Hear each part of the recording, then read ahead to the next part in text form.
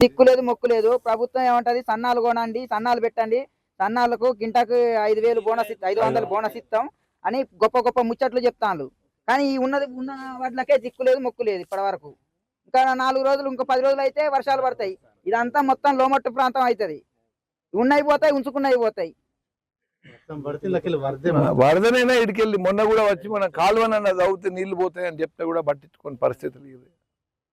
దయచేసి ప్రభుత్వం అధిక అంటే ఉన్న సమయంలోనైనా తక్కువ సమయంలోనే ఈ వడ్లు పోయి కొంచెం రైతుకు న్యాయం చేయాల్సిందిగా కోరుకుంటున్నాం.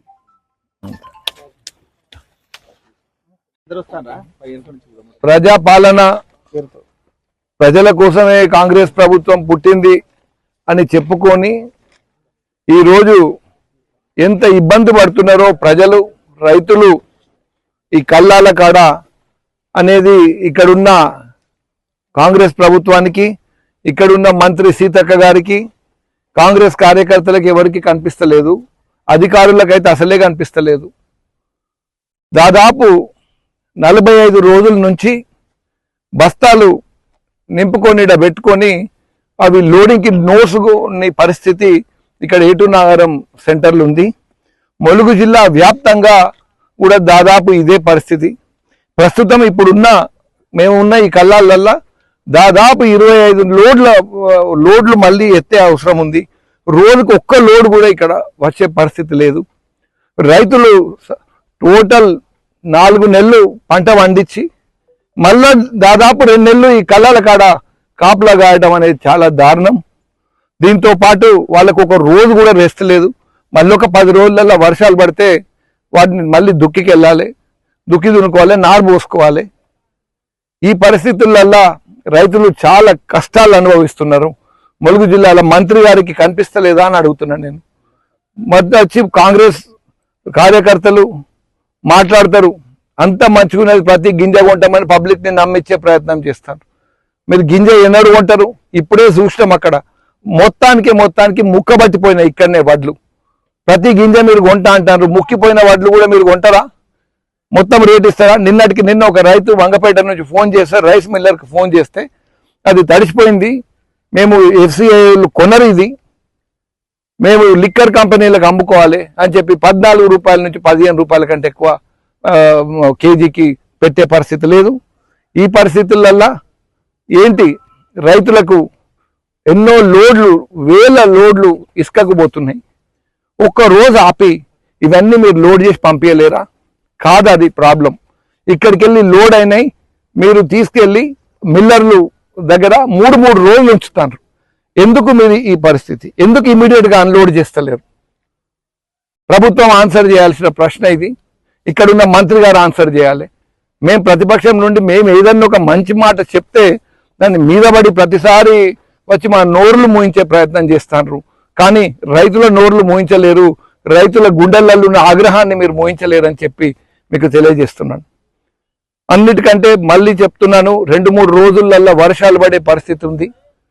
దయచేసి ఈ 2-3 రోజులల్లా అధిక లారీలు పెట్టి మొత్తము జిల్లా వ్యాప్తంగా 3 రోజులల్లా కల్లాలు క్లియర్ చేయాలి, లేకపోతే మేము రోడ్డు ఎక్కాల్సిన పరిస్థితి వస్తుంది అని చెప్పి కాంగ్రెస్ ప్రభుత్వాన్ని హెచ్చరిస్తున్నాను.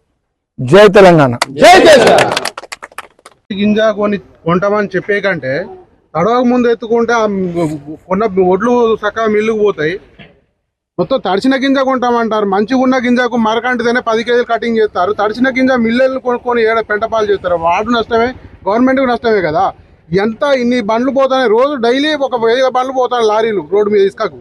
అంటే ఇసుక కాంట్రాక్టర్లకు మేనా, రైతు మేనా? రైతు ప్రజారాజ్యం, ప్రజాపాలన అంటున్నారు. రైతు న్యాయం చేస్తారా? కాంట్రాక్టర్లకు, బిజినెస్ మ్యాన్లకు వాళ్ళకి చేస్తారా? లారీలు ఇసుకకు మాత్రం గోదావరి చుట్టూ తెల్లారు లేతే నైట్ అంతా బస్సులు బార్లను మనుషులను తొక్కించుకుంటూ పోయినా వాళ్ళని ఆపేది ఎవరు లేడు. పండించిన రైతుకు మాత్రం ఇక్కడ ఎండలో ఎండి వానకు తడిసి మొత్తం మొలకలు వచ్చి నాశనం అవుతా ఉంటే ఒక సంబంధిత అధికారి వచ్చి ఎన్ని ఓట్లు ఉన్నాయి, ఎన్ని లారీలు పోతానే రోజు కానీ అడిగిన పరిస్థితి లేదు. ఇంత దయనీయమైన పరిస్థితి ఏ ప్రభుత్వం చూడలేదు.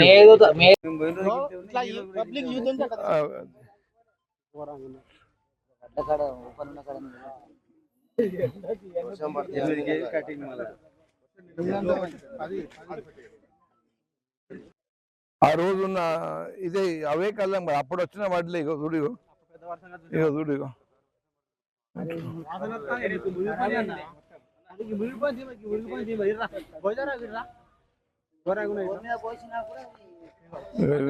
మురిగిపోయినాయి గిట్రా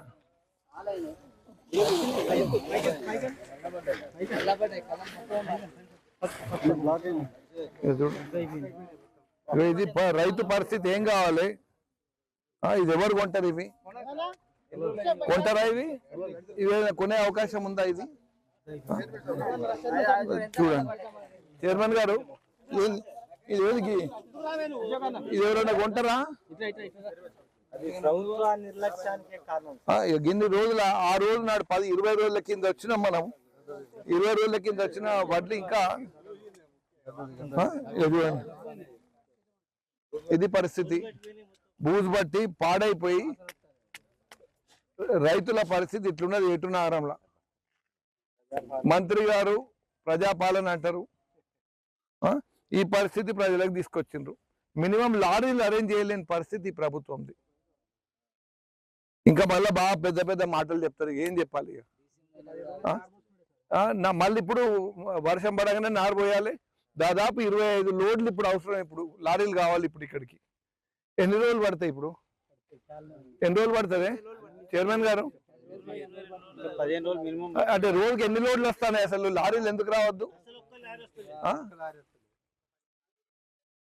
ఇంకా 15-20 లోడ్లు కావాలంటే ఇక్కడ ఇప్పుడు రావడానికి రోజుకి ఒక లోడ్ కూడా వస్తలేదు. అంటే ఏం చేస్తాంది ఈ ప్రభుత్వం? ఏం చేస్తుంది మంత్రి గారు? ఇక్కడ ఉండి ఏం చేస్తాండ్రు?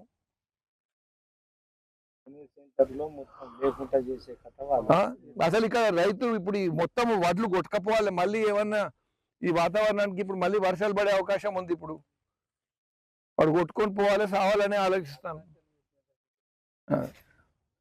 ఇంత దుర్మార్గ పరిపాలన ఎక్కడ లేదు. కావాలంటే మిల్లుల కాడ ఆగిన బండ్లు అన్లోడ్ చేసుకొని పట్టుకొచ్చుకోవాలి. ఇప్పుడు అన్నిటికంటే అన్నిటికంటే విచిత్రమైన పరిస్థితి ఏంటంటే